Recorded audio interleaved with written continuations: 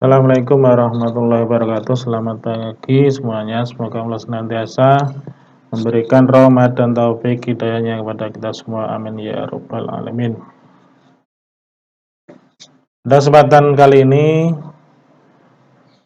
saya akan memberikan materi tentang infak dan ketentuannya. Infak itu berasal dari bahasa Arab, yaitu anfaqo. Anfaqo yang artinya adalah membelanjakan atau menafkahkan. Sedangkan menurut istilah, infak adalah menafkahkan atau membelanjakan sebagian harta benda yang dimiliki di jalan Allah Subhanahu wa taala. Dan dasar hukumnya infak, ya, yaitu firman Allah dalam Al-Qur'an surat Al-Imran ayat 92 yang berbunyi, Bismillahirrahmanirrahim. Lan tanalul birra hatta tunfiqu mimma tuhibbun wa ma tunfiqu min syai'in fa innallaha bihi alim. Artinya, kamu tidak akan memperoleh kebajikan sebelum kamu menginfakkan sebagian harta yang kamu cintai. Dan apa yang kamu infakkan tentang hal itu sungguh Allah Maha mengetahui. Selanjutnya yaitu rukun infak, ya. Rukun infak yaitu yang pertama adalah orang yang berinfak atau munfik. Yang kedua adalah orang yang menerima infak atau munfak lahu. Kemudian yang ketiga adalah barang yang diinfakkan. Yang keempat, penyerahan atau ijab kabul. Jadi rukun infak 4 ini harus terlaksana dalam melakukan ibadah infak. Syarat-syarat infak. Yang pertama, syarat untuk munfik atau orang yang menafkahkan harta. Yang pertama adalah memiliki harta yang lebih.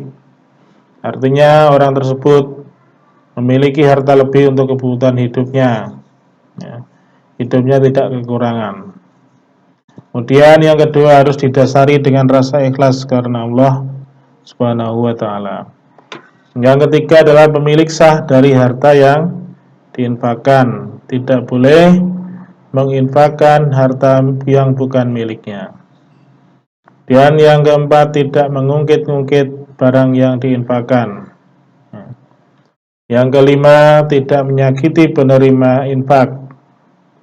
Artinya kita tidak boleh mengungkit, mengolok-olok orang yang menerima infak. Kemudian barang yang diinfakkan yaitu barang yang halal. Halal yaitu jelas wujudnya. Barang yang halal, kemudian halal dari zatnya, halal dari cara mendapatkannya. Dan yang kedua adalah jelas wujudnya.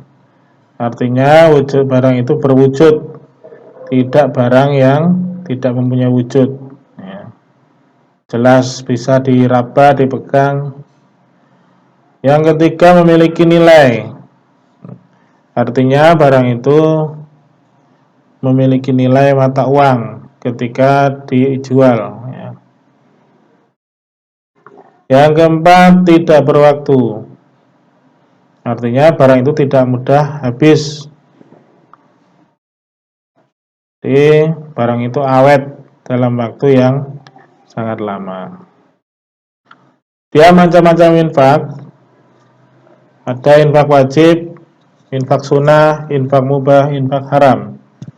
Infak wajib yaitu seperti menafkahi keluarga, membelikan mahar untuk pengantin, memberikan zakat, itu merupakan infak yang wajib.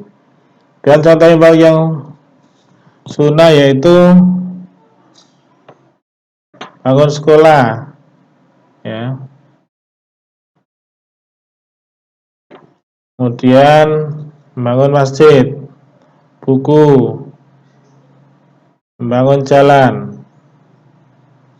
Kemudian infak mubah contohnya yaitu memberi modal usaha, memberi hadiah, memberi bonus kepada orang lain atau karyawan.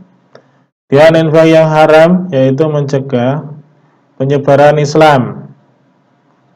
Jadi kita menginfakkan harta kita untuk mencegah penyebaran Islam adalah hukumnya haram. Selanjutnya contoh yang haram yaitu menginfakkan harta benda bukan karena Allah, ya. Bisa karena selain Allah, itu haram hukumnya. Kemudian golongan penerima infak yang pertama adalah ibu atau bapak. Jadi yang pertama mendapatkan infak yang wajib diberi infak yaitu ibu atau bapak yang kekurangan. Yang kedua adalah kerabat, saudara-saudara. Jika ada saudaranya yang kekurangan, kita boleh memberikan beliau infak. Yang ketiga, anak-anak yatim. Anak-anak yatim yang tidak mempunyai ayah, tidak mempunyai ibu di pantai asuhan atau di rumah-rumah orang miskin. Dan yang keempat, orang-orang miskin.